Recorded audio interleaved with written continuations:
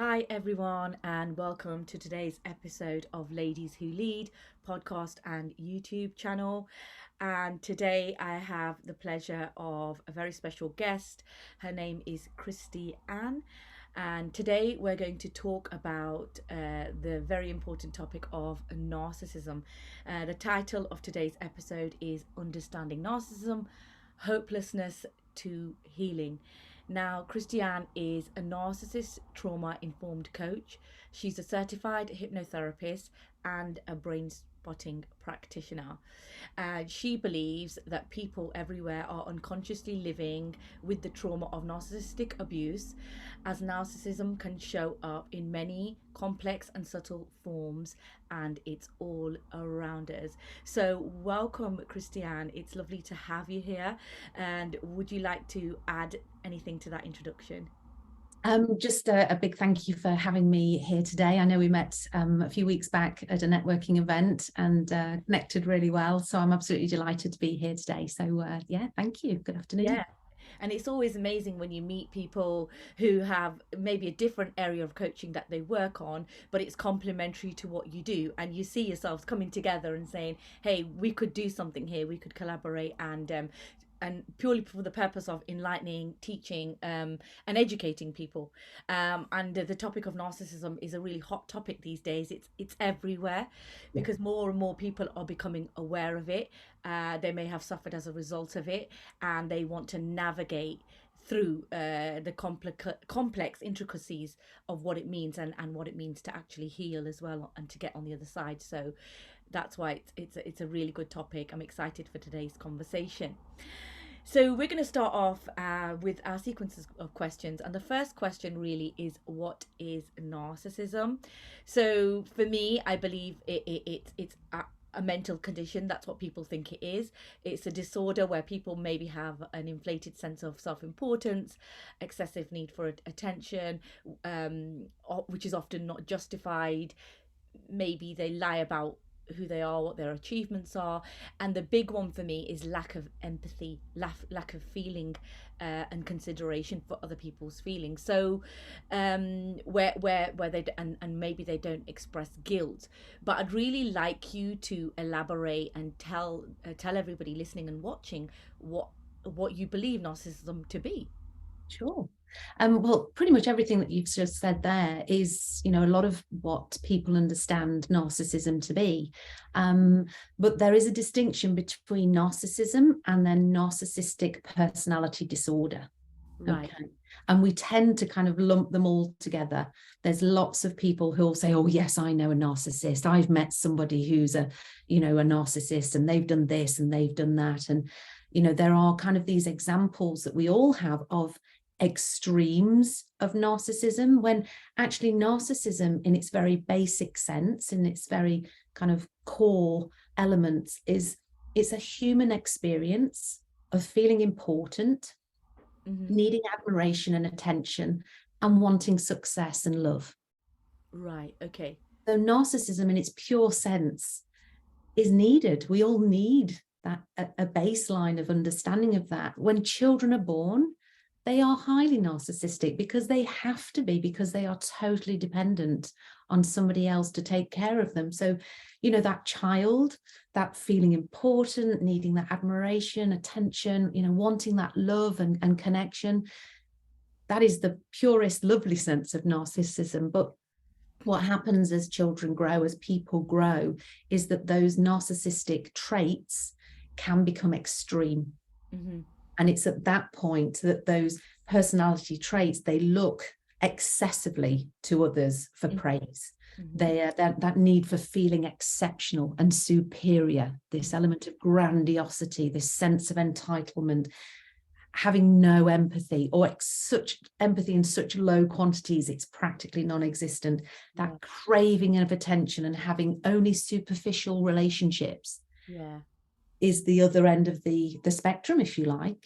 Yeah, absolutely. And yeah, I can totally understand what you're saying in terms of when a child is growing up, they need to have the element of selfishness because they need to have their needs met because they can't physically fulfill their own needs. They need to be fed, clothed, everything like that. But it's really when a person develops into an adult and they hold on to these traits in an excessive manner, which becomes both unhealthy for themselves and for each other. And often I see it where people need to be liked, have a need to be liked. So we'll always say and do what people want to see and hear, even if that's not the truth.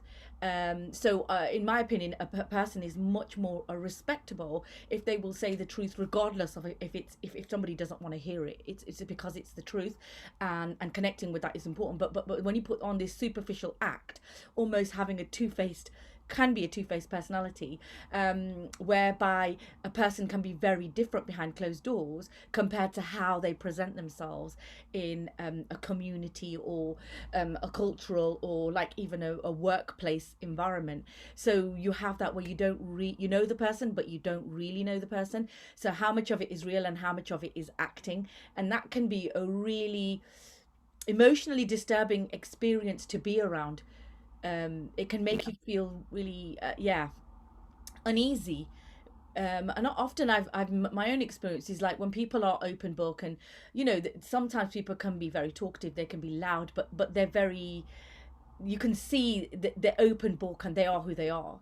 And then some people can be very, I don't know, pretentious and overly nice, you call it sickly sweet.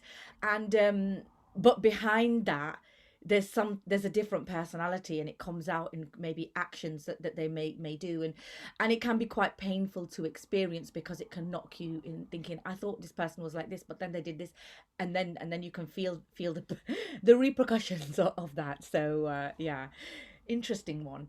Yeah. Yeah, so the next one is, what are the different types of narcissists? So I'm going to let you go through this because I know there's a couple of different types. So go through the main ones that people need to generally be aware of. Yeah. So whilst there are typically, often it's referred to the 10 types of narcissists, Wow. it's important to realize that nobody fits one category entirely. That again, it's a range. Yeah. So, a grandiose narcissist could also be a vulnerable narcissist at times, that, the behaviors aren't in boxes. Okay. Yeah. Okay. But there will be a majority of their behaviors which put them in a box. Okay. Right. Okay. And as human beings and as well as people, we like to put things in a box because it makes it easier for us to understand it and put some sort of boundary around it, if you like, so that we can understand it. But people aren't robots. So that's true. Yeah, we can't be categorized so succinctly. yeah. Yeah, there's an overlap for sure. There's an overlap for sure. And it's important, especially with narcissism, because one of the traits of a narcissist is to create that, like you said, that sense of unease, that doubt.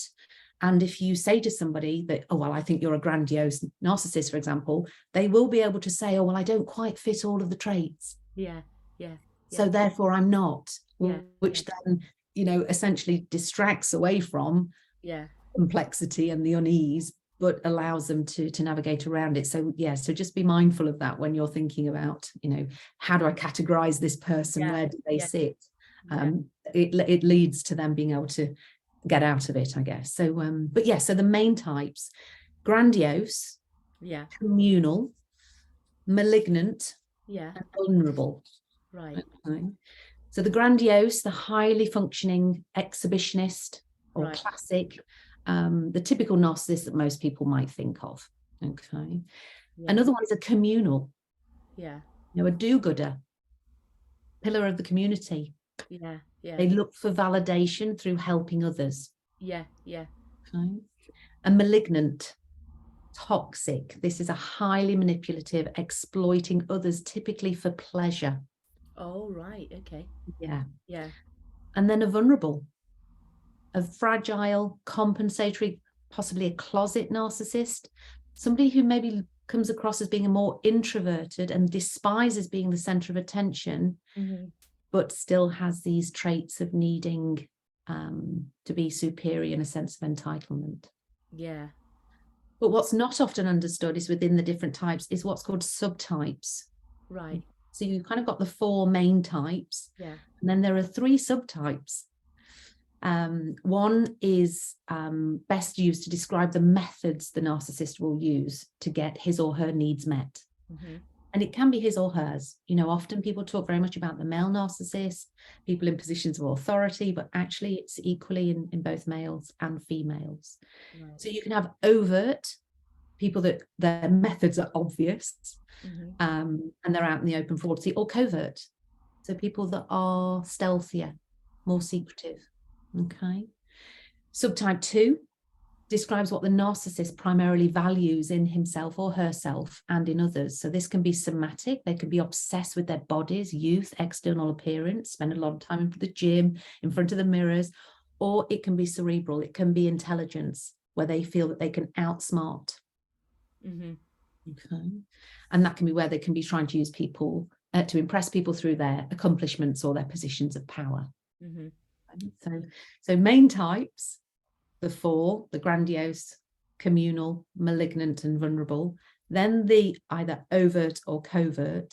Then whether it's somatic or cerebral. And then the 3rd, whether they are actually sadistic in their approach. They actually gain pleasure from watching the pain that they inflict, or inverted, where they're very much that it's not their fault. Yeah, absolutely. There's just different ways to come at it from different angles, but it all falls under narcissistic traits, and it becomes narcissistic when it's unhealthy for themselves and for other people that they are in relationships with.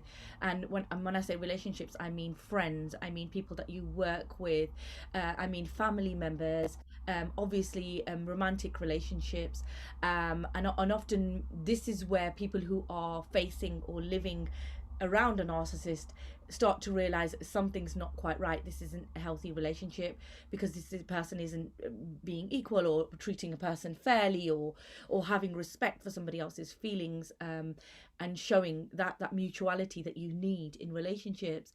And I've certainly come across some grandiose narcissists in my life who admit that they are, but often when you talk to them and you go back to their childhood, they say, yes, when I was young I was treated superior to my siblings. Or I was often, my sense of self-worth was inflated. So then when they grow up, they feel that they need to keep that up. They need to keep those expectations going, and then so they need to become elitist, just to maintain that sense of like who they were told that they are, because it's reinforcing who you believe that you are. But then it can be quite uncomfortable for other people to be around that. I mean, there's nothing wrong with obviously working hard and succeeding, becoming successful, but it's how you then treat other people. Do you still treat people with love, respect, kindness? Do you still, people who are still on the journey, or a lot bit do you still have respect for people on different levels? It's not like I'm better than you, or I've done this and you haven't, so it's but then you do find that, and I find a lot of people do suffer from the malignant type as well that you mentioned, which is where people manipulate relationships for personal gain. They can be quite calculated, and this is quite again a very painful thing to experience, especially when it comes as a shock. So when somebody's being super nice for a period of time, and then all of a sudden they just shock you with this different personality, and you don't understand it, and by then you might be quite deeply invested in the relationship, or if it's a family member, you may have been living around that whole life, and it might have been normalized, so that person could get away with it because they're like, oh, that person's just like that, it's okay. Yeah, absolutely. I mean, how many times have all of us have said at some point or another, oh, it's just the way they are, you just have to get on with it, or just nod and smile and then just move on. And we have conditioned ourselves to not confront the behaviors, because as a society, as a society, we are taught to either get over it, or just move, get over it, move on, or just suck it up. But actually, some of those behaviors they don't have an impact on you on a day-to-day basis, and you can move yourself away from them or see them for what they are, and it limits the damage. But as you've explained, you know, as you said then, it could be in a family setup, it could be in a friendship that's actually been there for years and you've not seen and you've just not seen it. And also where there's a lot of competition in a relationship, like you're competing with each other. You often find that sometimes you do find it in women, like obviously we're women so we understand that, but I'm sure men have that as well. But where and the other one is where people are willing to humiliate I can't say the word humiliate somebody for their own personal gain, so make somebody look worse, or in order to feel better about themselves, which is really when you can put somebody down to make yourself feel better, like, and it may not be true. Do you know what I mean? Like, you know what I mean? Like mocking somebody or belittling them deliberately and achieving some kind of personal gain from that. That is narcissistic, isn't it? So absolutely, and that's called gaslighting. That's a term that's being used a lot, and it's happening. It's everywhere. It's everywhere. It's everywhere. But again, we've been putting up with that behavior for so long because it has been so prevalent. That it's only now that we're actually starting to go, oh, hang on, that's inappropriate. And it's okay. And so it's so narcissism, gaslighting, understanding that those behaviors are no longer going to be tolerated. Yeah, absolutely. And I think the difference lies in when somebody's unaware of something that they're doing or the way that they're making you feel, but when you enlighten them and you tell them, they are willing to take the criticism. It's constructive criticism, it's not criticism, because it's there to better them. And they can take that, they can reflect with self-awareness and say, yeah, I want to improve this, and they want to work on themselves to improve that behavior because they don't want to make somebody else feel that way. Whereas a narcissist cannot take criticism, and they will basically tear you down for even bringing it up, like, you did this and you made me feel like this, or you have this and you do this. They don't even want to hear it, that because a narcissistic is so consumed by their own ego and their need to be superior that they can't even self-reflect, and they'll say, actually, there's something wrong with you, or the way that you've perceived me. I didn't do that. But they won't admit it. This is where the difference between a normal person and, say, a narcissistic person, because there's always that element of selfishness which comes with the narcissist. And it's, you know, in the work that I do from a narcissistic trauma informed coaching perspective, it's about understanding that behavior from that narcissist is about them, and it's their need to protect themselves from losing the entitlement, the grandiosity, the attention and the admiration that they need. They can't possibly even comprehend that would be taken away from them. And so therefore, as soon as you start to kind of cotton on to what they've been doing and you essentially put in place a boundary, they are the first people to react violently sometimes. Because they're literally, they have benefited for a long time often from you not having a boundary in place. Absolutely. From getting away with that behavior for such a long time.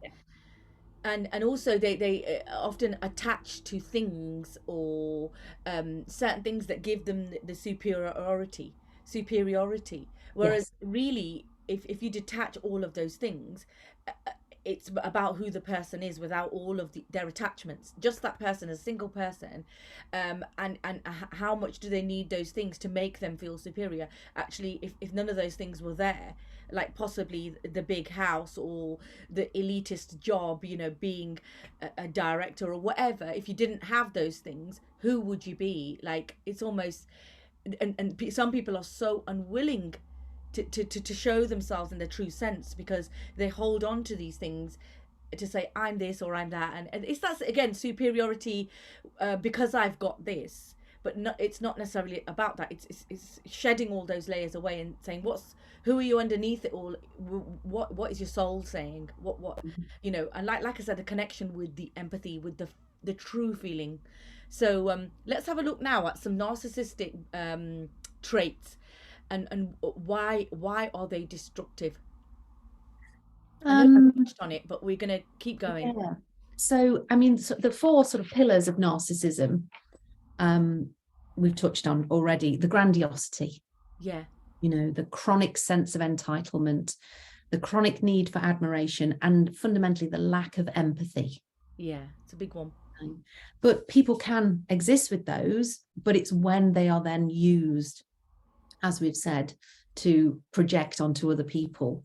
So depending on what type of narcissist we're dealing with, whether we are with the grandiose, whether we're with the malignant, the communal, or the vulnerable, the traits can actually be quite difficult to navigate, because they could go from being sense of entitlement, grandiose, putting somebody else down deliberately, to then being so apologetic and so sorry for what that they did, and then saying to you, how could you possibly have thought that of me? I mean, I would never have done anything like that.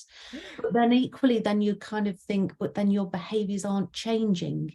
You may be, it's all about change behavior, isn't it? Yeah, it's all about the narcissist is a chameleon. They are able to adapt their behavior to ultimately navigate around the person to get what they want. They are often surrounded. That's why they're so confusing. That's why they're so confusing. Yeah, because it's like they're playing a game, and they can't stop playing the game because it's their default personality type.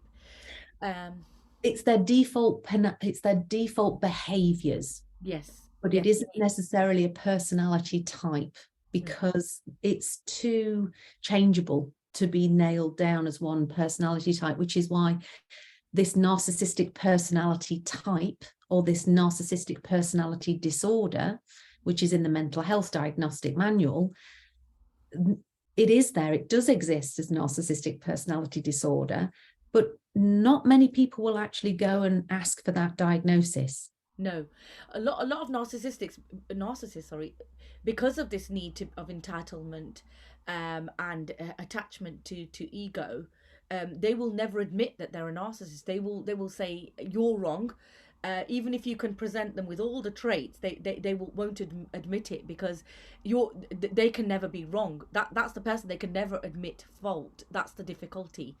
It's not a person who can take self-awareness, who can take positive criticism and try to change their behaviors.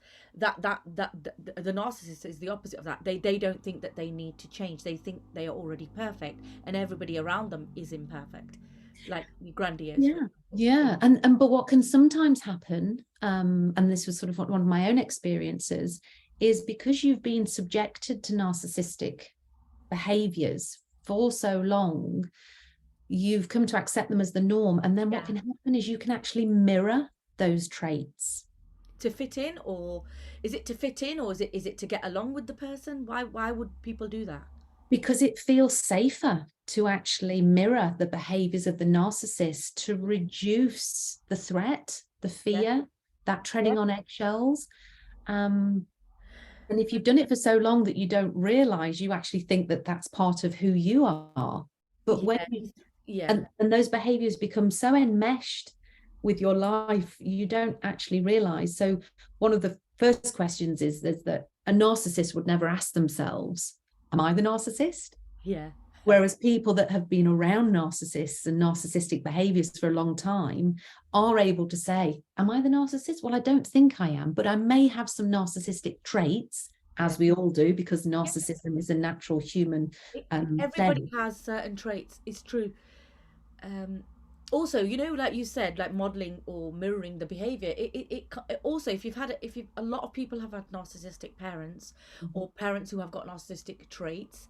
I know some men whose sons have narcissistic traits. I know some women who are narcissists and their daughters have narcissistic traits, but they feel that it's normal. They feel that it's normal because that's what they saw when they were kids. But the difference is the inability to challenge it and to change it. Yeah, absolutely. Yeah, when they are so fixed in that approach, and there is an argument, as with everything with nature. Is it nature? Is it nurture? Are people born narcissists, or do they become narcissists? To become them.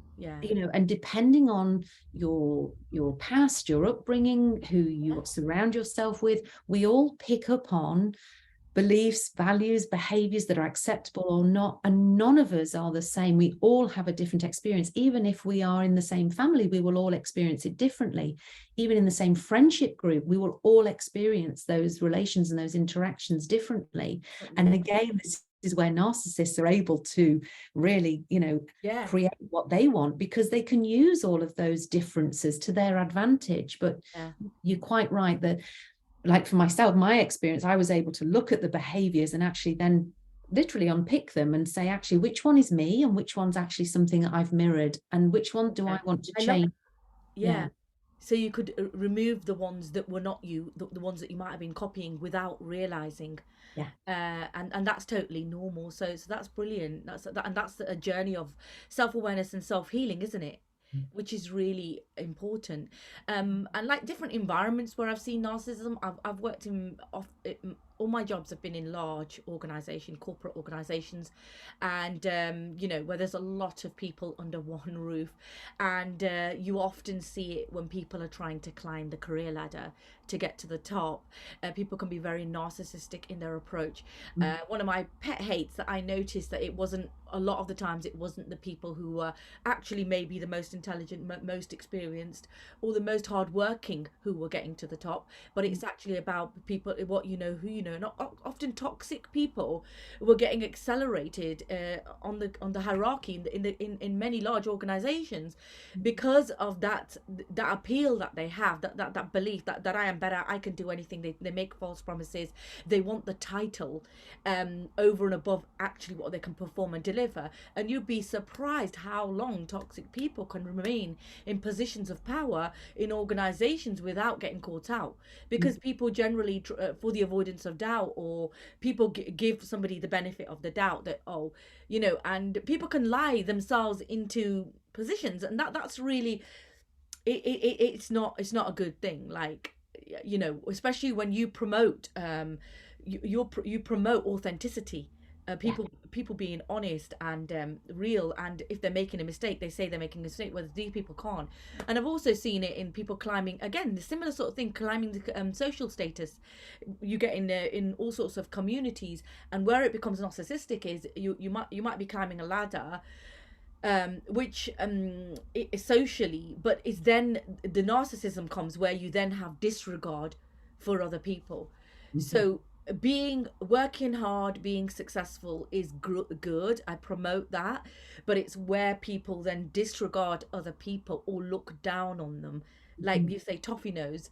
That's when it becomes narcissistic, and it can be a very uncomfortable feeling for people. That's where the arrogance comes in. So I mean, I would say that narcissistic people are rather arrogant. Like you said, they lack empathy.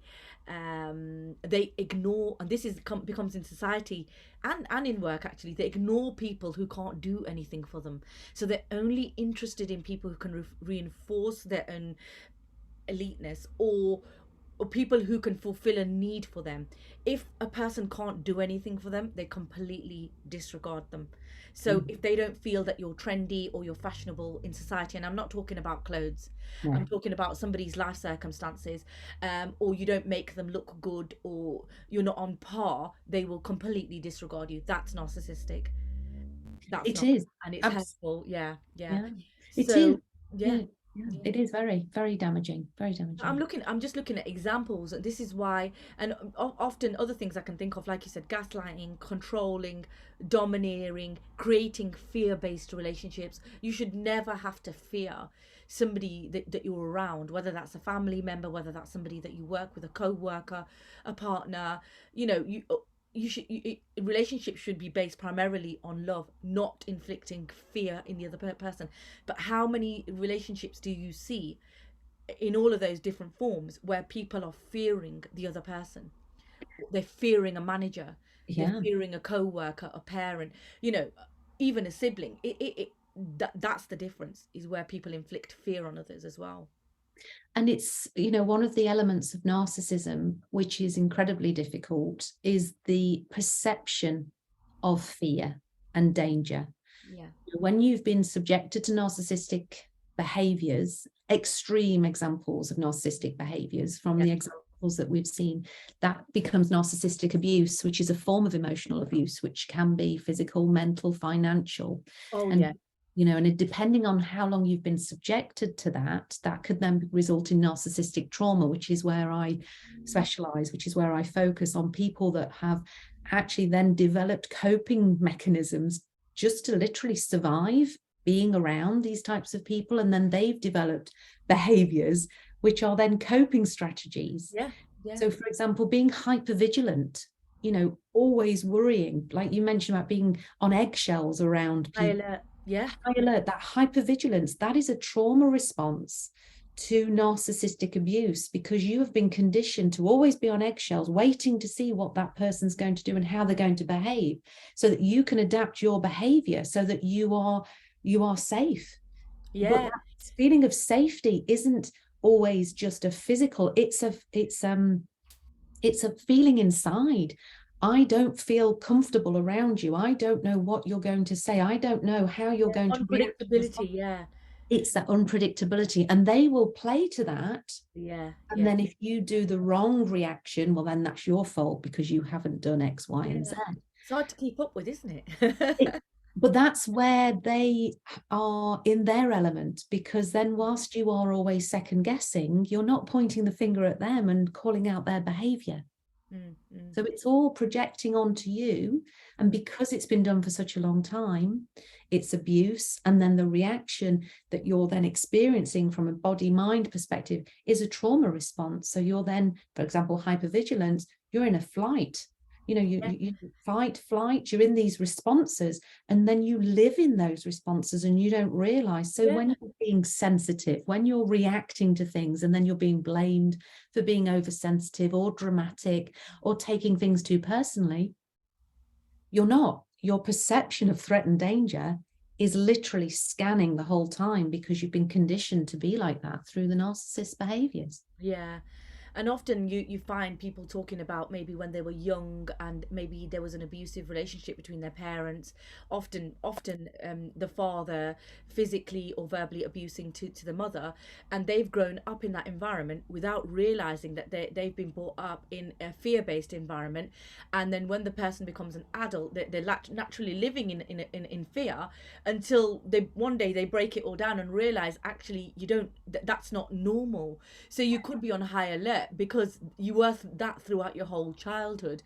And I know many people who experienced that, where they did have abusive fathers. So a person, when they become an adult, they wake up and realize that actually you don't need to live around physical, verbal, any kind of dominatory or controlling environment. It's unhealthy, because you should be able to be at peace with yourself. So yeah. So some of the telltale red flags, the ones that people probably can relate to, right? From the ones that my experience of working with people are where the person, like we said, exploits people and situations. They like we said, they think they have special entitlement, also exaggerating their abilities. So often people lie about maybe their qualifications, or maybe about their job. I've seen this where people, in order to have a certain level of, I don't know, approval, that they will lie about what they're qualified in, or their level of education, or their jobs, and rather than just being comfortable being themselves. And another one where it's painful is when they're not happy for other people's success, because they're always on the competitive. It's always a comparison game. Talk about themselves a lot, possibly, but the big one is belittling others to make themselves appear better. Needing to talk badly about people. You do get, we've all had those environments, whether it's aunties, whether it's friends, where you find people who just constantly are talking about people, and it's like, come on, let's talk about some. It gets boring, doesn't it? Like talking about other people rather than focusing on their own development. Cannot stand rejection. I've said arrogance. Selfishness. Never apologize. Never help anonymously if they're getting nothing out of it. and will never put anyone before themselves. So these are some of the red flags that I thought of. I don't know if you've got any more to add or anything to add to those ones that I've said. I think that's an excellent list. I think you've pretty much nailed most of the grandiose and probably the malignant and maybe even the communal. But I think maybe the one for me that is kind of possibly the one that you wouldn't necessarily see is when you, like we talked on before about this feeling of treading on eggshells around someone. Yeah. It can be a very subtle feeling of just like a frown, like a what just happened there? What was that? Yeah. So for me, that if there are any relationships, whether it's work, whether it's friendship, whether it's family, whether it's with people in authority, whether it's somebody at the gym, wherever it is, if there are behaviors that are going on around you where you feel just a bit curious, what's going on here, that for me has become kind of the red flag, that actually there's a high chance that there is a narcissist in my midst. Yeah. And I have to say from my experience, I do have a level of, because I'm an empath, so I'm always going to have a level of compassion towards other people, which is probably not warranted. And I believe that there are a lot of narcissists out there who are behaving in that way because of the way that they were treated. And that often, those behaviors are there to protect themselves, because a lot of it is about external validation. We're brought up and we're in a society, we're in an education system where everything is about external validation. Yeah. So if you have never been, if you've never been admired for just who you are, for just being a human being, then it becomes impossible for you to connect with who you are, because you've never been validated for just being you. Yeah. And so this need to tack on these external requirements to feel good becomes a barrier, becomes a boundary for themselves, a way of protecting themselves from, because behind it, if you strip all that stuff away, who is this person? Exactly right. That's exactly what I was saying earlier. Yeah, all the attachments that we have, if you strip them away, then who are you really as an individual within your own right? And that's a really it's a really interesting one, isn't it? But I think the other on the red flags, just on that, one of the key ones as well is love bombing. Yeah. When, like you mentioned, you're getting all this attention, everything's great, and then all of a sudden it stops. Yeah. And then this other set of behaviors, which again, I do that frown. Whenever there's this, what's going on here? Yeah. Again, it's confusing to the person. Yes. It's exerting power. So releasing a certain amount of love and then retracting it and using it as like a mechanism rather than just letting it flow and being natural. So yeah, it's really important. And the other one, like we said, narcissists are very, very confusing. And like I said, the one that really gets people is where you can't tell because the person is overly nice, and then all of a sudden they might do something and they shock you, and that's confusing to the person, because it's like you know somebody but you don't know somebody, and often people do experience that. So let's look at an interesting concept. Who are narcissists attracted to and why? So who do they go and find? Who do they want to be near? What do they need from people? So I think the biggest kind of draw for a narcissist is ultimately what they don't have. Yeah. And they don't have empathy. They lack empathy. Yeah. So anybody who is empathetic, so typically empaths who ooze empathy, people who are compassionate, people who are essentially showing up on a regular basis as their true selves, who are at ease with who they are, who are real, who are able to apologize, who are able to reflect, who are able to grow and adapt and change. All of that package is ultimately what the narcissist doesn't have, because their feelings of being good enough comes from all the external stuff. Yeah, yeah. Okay, so they've got the external stuff as part of the package. They haven't got the soft skills, if you like. So yeah, the soft skills. Yeah. yeah, so they'll be drawn to that person because it kind of becomes almost a bit like, well, if I'm with you and you've got all that stuff, you can take care of all that bit and I'll just keep with this bit. Yeah. Yeah. I understand that. Yeah, that's true. And they want to be around people who can reinforce their ideas that they have about themselves, even if they're not true, and they're, they're far from the truth. They want people who can lift them up even higher, because that's what they're doing for themselves. So they want to reinforce that, rather than someone who's going to shine a light with a mirror and tell them the truth. They don't want to be around people who are going to tell them the truth. So it's almost like saying, like, maybe narcissistic men would want to be around, like they say, yes girls. So girls who will just say yes to everything just to keep them happy, rather than tell them the truth, to grow and to develop with them based on authenticity, because they're not afraid to be real, to work through something. But the person ends up suffering who's next to that. But the other side of it is where narcissists have, because they engage in superficial relationships with friends, relatives, and acquaintance, they often like possibly other narcissists who will give them what they need for themselves. So you see this a lot in society. So like they say, like they say these days, the narcissists are everywhere, because it's about what you can, how you can impress maybe other people, rather than the like, have you seen the quote where it said these days that people are being loved for being fake, no, sorry, yeah, and hated for being real? That's such a on point thing. So people who are pretending, who are lying, who are putting other people down, and that's okay. Whereas people who are being real, they're being hated for being real, and being promoted for being fake. And this, like I said, my personal example is the one that I said to you in the corporate world. So the toxic people can easily get to the top, and often, and they're promoted for being there and elevated even further, rather than, I've known some absolutely lovely people who work so hard. They keep their head down, they get everything done, they'll put in all the extra hours, but they're not acknowledged.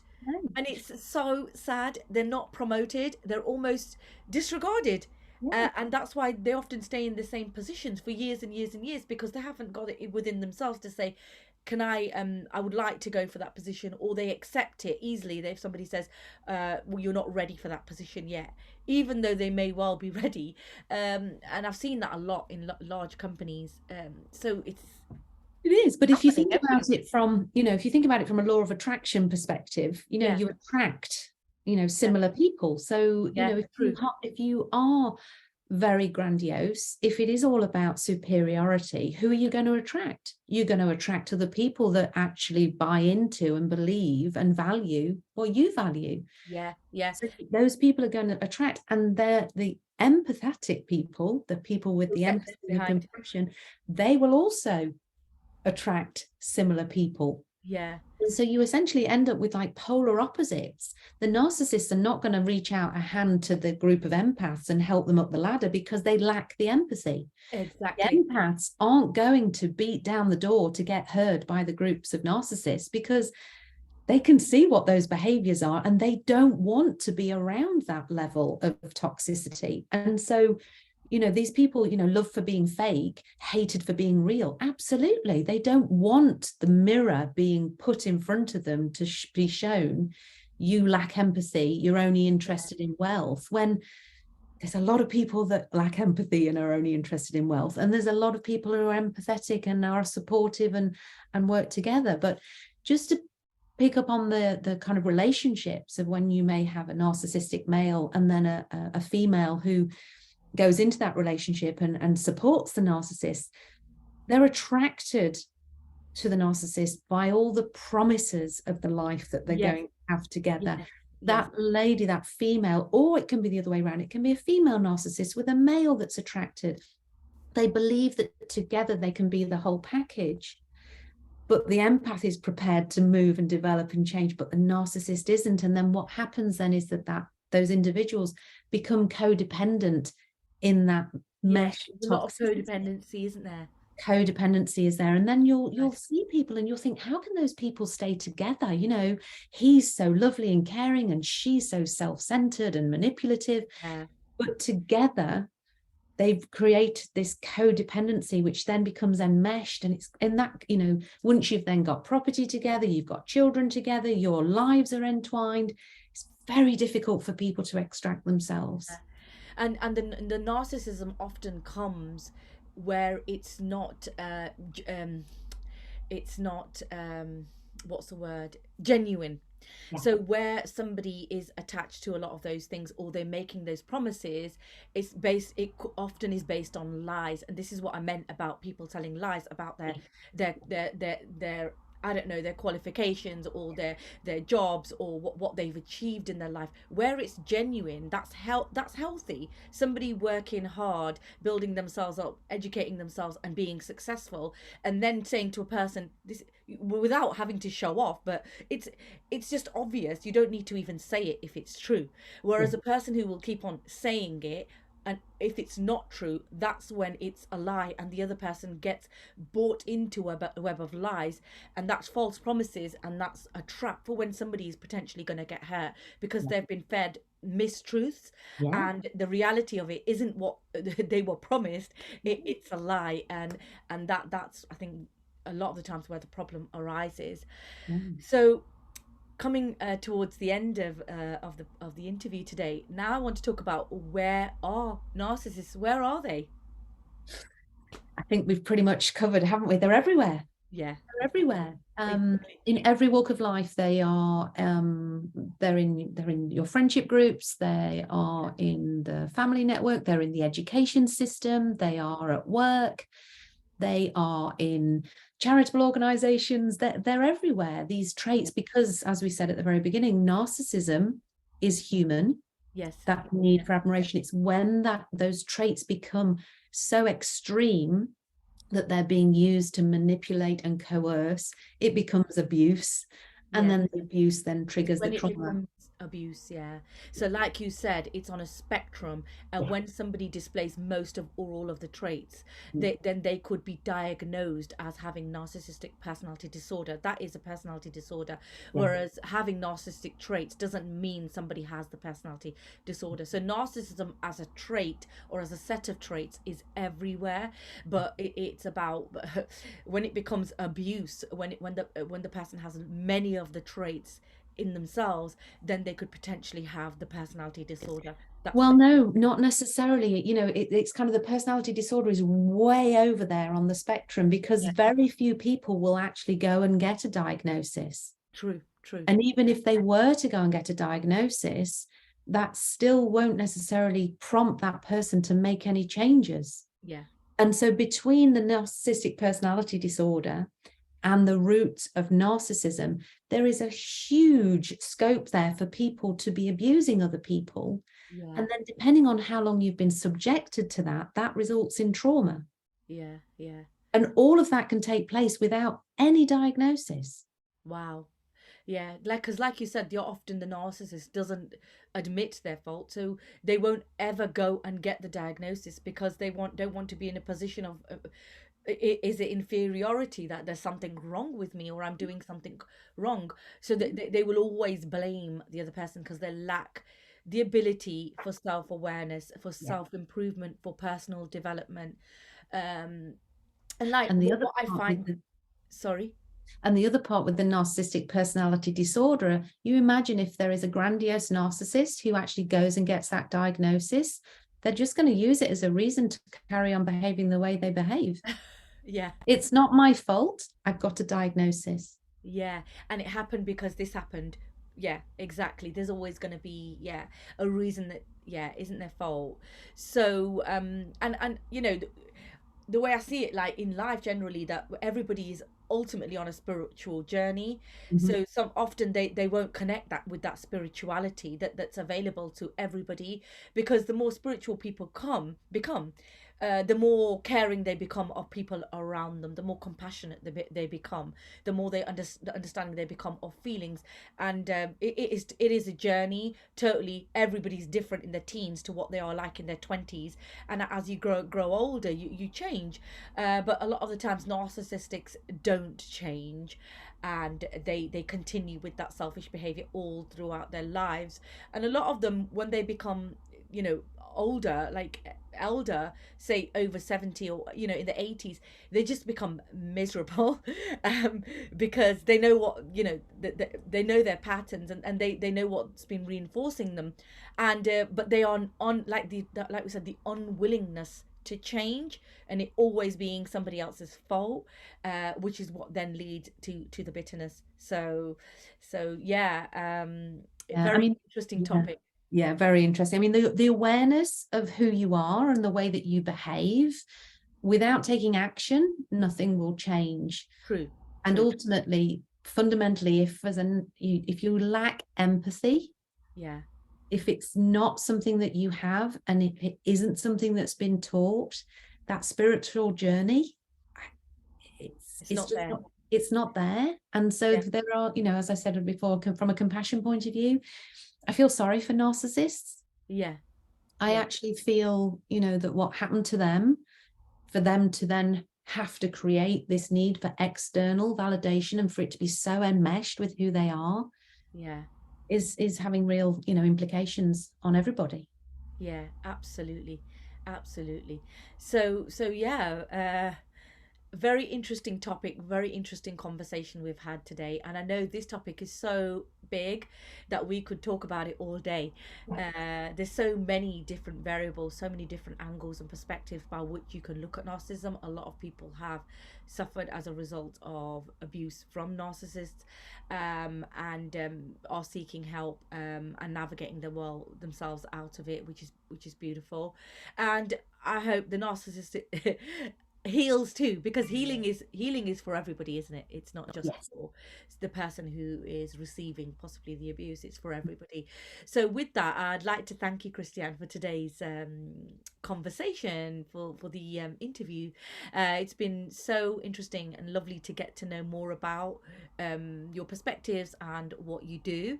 I'm sure it'll be really interesting for the listeners and the viewers. So do you want to tell people where they can find you if they want to connect, and maybe delve more into narcissism and support from narcissistic abuse? Absolutely. So thank you very much for inviting me on. It's been great today. I really enjoyed talking to you, and kind of exploring all of the things that I know. And I'm just feel so passionately about raising people's awareness about narcissism and narcissistic abuse, and the trauma, ultimately the trauma state that you can be left in after narcissistic abuse. Depending on who the narcissist is in someone's life will depend on who kind of is the best person to connect with them. When anyone's looking to heal from narcissistic abuse, it's very much about the attunement that they will have with the person that they want to help. If the person, such as myself from a coaching perspective, has the same lived experience, that can provide an attunement there. Fundamentally, my approach is about validating people's experiences, helping them understand that the narcissist behavior is not about them. It's about the narcissist, and what they're doing is projecting onto you all the time to not, essentially stop you from pointing the finger at them. Okay. So the healing is possible. It's possible for everybody. And it's absolutely essential that you heal yourself before trying to help others, especially if you have children around you, for example, or wider family members or friends that you're trying to help. A bit like on the plane, you need to put your oxygen mask on first. Totally. So I'm a certified Narcissistic Trauma Informed Coach. So I specialize in narcissistic Very specific. trauma, very specific. Trauma is a wide-ranging topic. I'm very passionate about that, but the narcissistic trauma element specifically is because it is a very specific area of abuse. It's a very specific and individual experience. So I can be found at Coaching with Christianne. That's the name of my business. I've got a Facebook page, which is Brighter Days, Coaching with Christianne. transformation is what everybody ultimately wants, but healing is a journey. It's not a final destination. So just working towards, little by little, brighter days is the kind of key to healing from narcissistic trauma, because you will have been left feeling very unsafe in your body mind system, and making big gestures to improve is not always possible for us because it doesn't feel safe. So on my website, Coaching with Christianne, or my Facebook group, my Facebook page, Brighter Days, or I have a free and private Facebook group. I just ask for some member questions to be answered first, just to make sure that the people coming into the group are adhering to creating a safe space for people to share their experiences and to heal. I think that's me. Okay, lovely. Thank you so much. It's been an absolute pleasure, and I hope everybody's got a lot of informative information from today's episode, and we look forward to seeing you next time. Thank you again. Thanks, Nari. Bye. Bye bye.